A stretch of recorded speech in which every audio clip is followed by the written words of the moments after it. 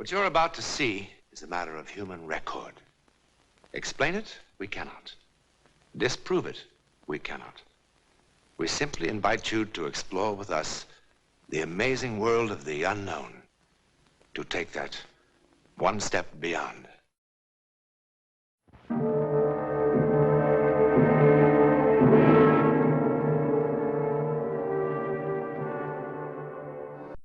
Dunkirk, France, June 4th, 1940. The last pitiful remnants of the British Expeditionary Force rescued only by heroic action. France crumbling. Belgium, the Netherlands, Denmark, Norway, overrun. Germany everywhere victorious. And England, her army shattered, her arms and material captured, stood alone, virtually defenseless, under the merciless attack of the mighty Luftwaffe, and awaited the coming invasion. And now it has come to us. Stand alone in the breach and face the worst that the tyrant's might and enmity can do. Should the invader come to Britain, we shall defend every village, every town, and every city. Winston Churchill, Britain's most potent wartime weapon.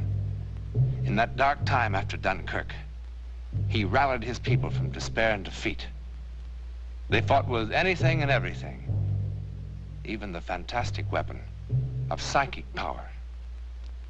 Inside this command post of Britain's Home Guard on the North Coast in 1940 was a mild and most unmilitary fellow who took that incredible one step beyond.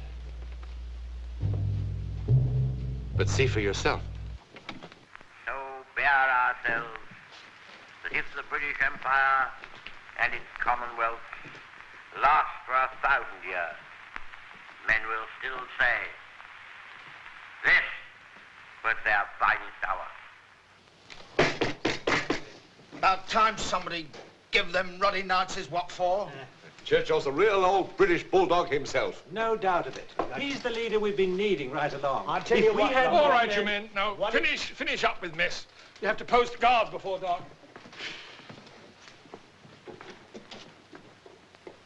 Their finest hour. Well, it really gives you a sort of lift, doesn't it, Mr. Blakely? It does, Billy. It really gives one hope. Our side will win in the end. Yes, but do you really think we will? I don't know. I suppose that depends on us, doesn't it? The blooming Nazis don't kill me. This food will. Whoever told you you could cook, eh? Oh, fine one to choose. Farmer probably never cooked a meal in his life. Do you think hauling coal in a dray qualifies you for any better? Oh, what a crew. Ruddy farmers, bank teller, overage chemist, headmaster of a blooming girls' school. Yeah, vicar and greengrocer, all bossed by a one-armed pensioner. He lost that arm in the First World War. And got a DSC doing it. Oh, Blakely. I met Ethel when I was in town today. She said to take care that you wear that scarf against the night air. How did she look? Oh, same as ever, don't you worry. You know, I've never seen anything like it. A body'd think you were newlyweds instead of going on your 20th. Yes, Ethel and I suit each other. Oh, she said to tell you that the red platter dropped 28 fry, whatever that means. Sounds like Russian code. Maybe Blakely's in cahoots with the Ruddy Reds. A red platter is a small tropical fish. Very beautiful. One of mine just had 28 babies. 28? Oh, glad my missus can't do that. Quite a sight they are. No bigger than the head of a pin. Lucky, you take the outpost. You and Carr. What? Him? Do I have to have him for a partner? Oh, why not? Well, I just wouldn't feel safe, that's all, with only a kid to protect me back. Look, Lucky, we're all the same here. All doing our bit as best we can. Carr's done well so far. Well, he's got no nerve, anybody can see that. If he had, he'd be in the services at his age. Quite obviously, he was turned down by the services. Well, that's what I mean. Why? That's none of your business. Now, Lucky, it's time you understood we're under military discipline here. This is war, and you'll have to take my orders. Look here. I'll take Cliffy's place on the cliff ward. I was going to put you on telephone watch tonight, Herb. You need rest. We all do, don't we? I doubt if there's a man here who's had 10 hours sleep in the past week. Carr and I can spell each other. All right, that's how you want it? If it's all right with Carr and Lockie. All right. You know the schedule of the watch and the signals. Now, no lights and no smoking from now on. Harrison. Yes. You and Charlie get to the lighthouse. Right. Bill, you take the near bunker.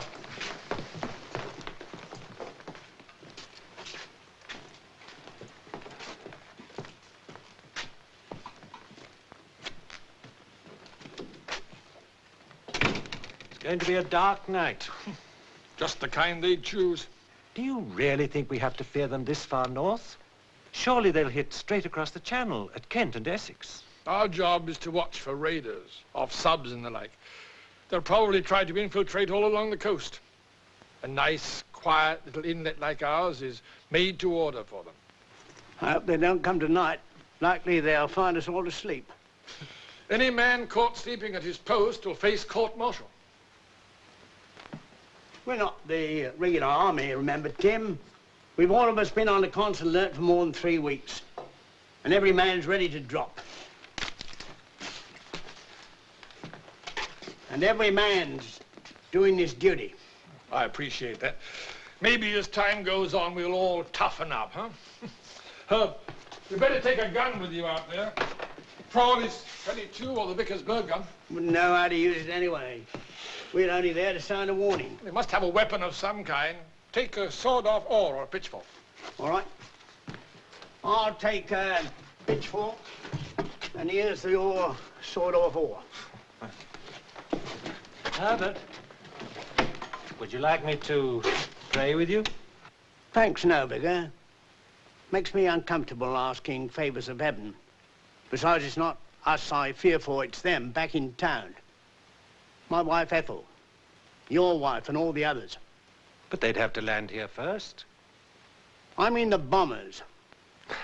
Why would they bomb our little town? It has nothing of military importance. What reason? Reason enough for the Nazis. Remember Rotterdam? Just to show they can do it. Just to put the fear of God in us. Don't think of it. It won't happen here. They'll be all right. Very well, Vicar. If you want to pray, pray for them.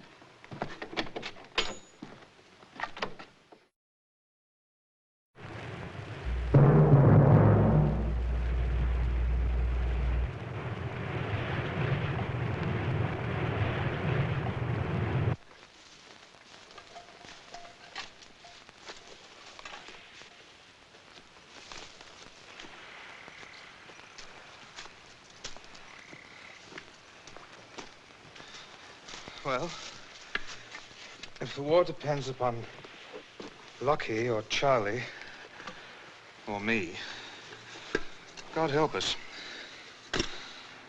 We're really at the bottom of the barrel. Oh, I wouldn't say that entirely. I'll wager Lockie can still put up quite a scrap, even with his crippled leg. Of course, I'll admit, as a warrior, I'm an excellent greengrocer, but, well, perhaps our services won't be needed after all. Yes, but supposing they come, what are we going to do without guns to go round? They'll have guns, you know. Perhaps we can take them away. We can do the best we can, that's the straight of it.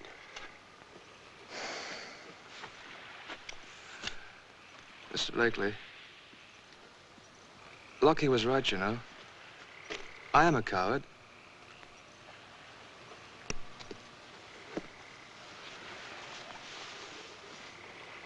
Why? Because you're frightened? Yeah. But everybody is, even Lockie. Are you? Certainly. Now, curl up and catch a nap. Yes, but aren't you tired? I don't go to sleep now, or I shan't wake up till morning. So, I'll take the first watch, while you catch 40 winks, and then you can have the second. Now, don't worry, I shall wake you.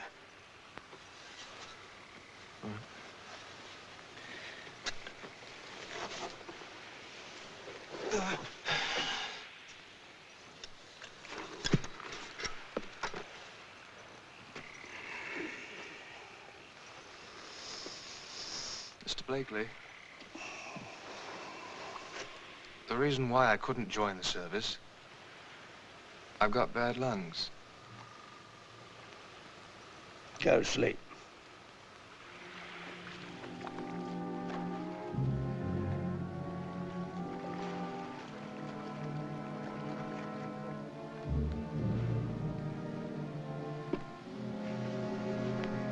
What a ruddy bore.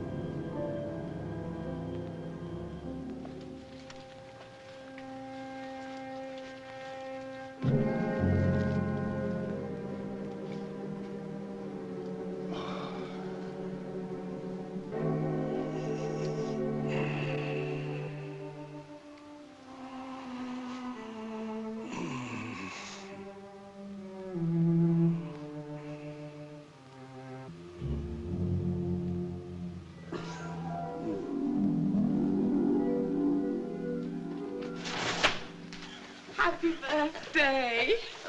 Oh, no, no, no, no. No, Herbert. Ah.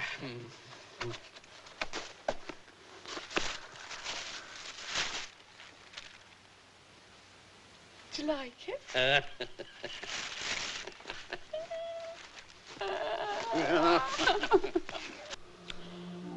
Ethel?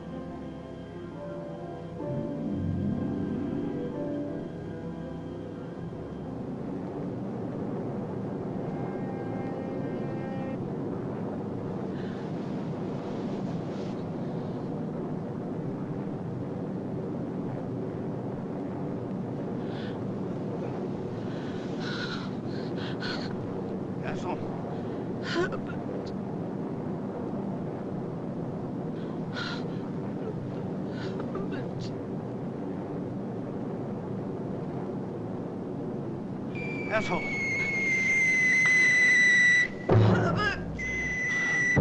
Ethel! Ah! Oh, my God.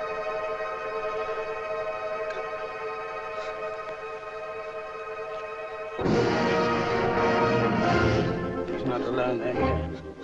We've got to signal the alarm.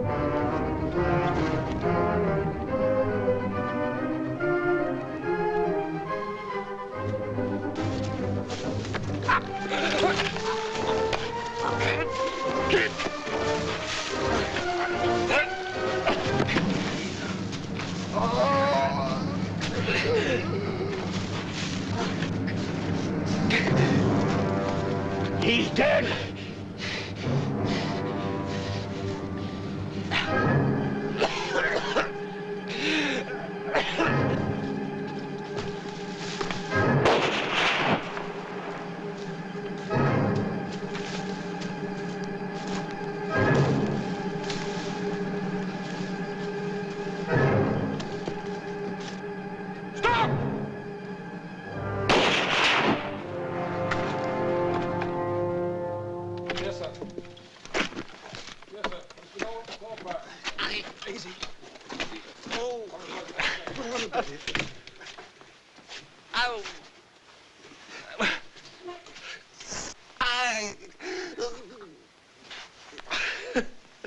Seems you were wrong, Herbert. It was we who needed the prayers. How do you feel? Oh, it's nothing serious. I'll be back on my post tonight. Oh. The attack started at 04:17 hours and lasted approximately 7 minutes. Yes, I'm sure. We got them all. 5 men and an officer. Ours? Well, I suppose every man's got a scratch or two. Only 3 seriously. I'm sending them into hospital. Go ahead, Charlie. Yes, sir. Dead? Only 1. Who? Lockie. Oh.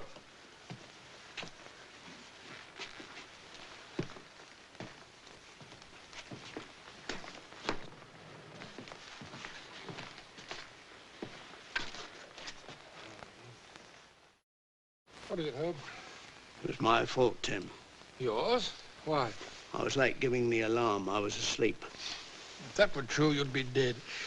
We got the alarm, all right, and from you. I woke up just at the last moment. And you know what woke me? A dream. A dream? A dream that saved my life. Saved all our lives, probably. Tim, they bombed the town. In your dream? Yeah. I saw Ethel sleeping and the eye bombers overhead. Didn't you hear them? No. Besides, why would they bomb us here? They must have passed over on their way to London. Are you sure? You didn't hear bombs falling in town over there. How could we with all the noise here? I've got to go see. Maybe you think I'm balmy, but you've got to give me time off today to go in. You see, I saw Ethel and my house and the bomb falling. Herb, it was only a dream. I got to know. All right.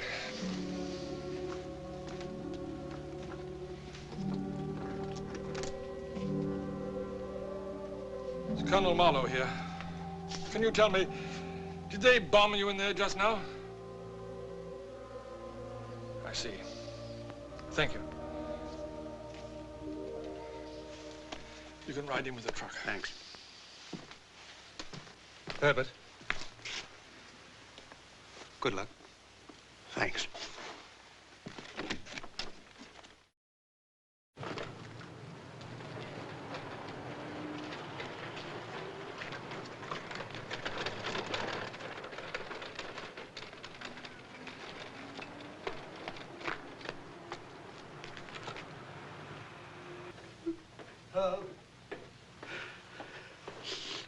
Officially, she's still listed as missing.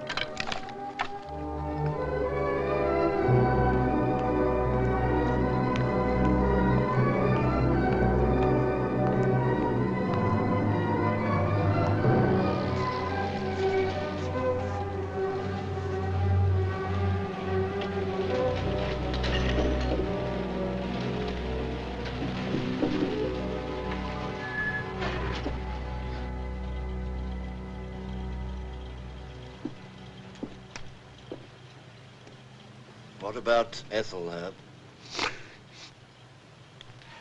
Rotten luck. What do you want to do? Let's go back. It's my place, isn't it?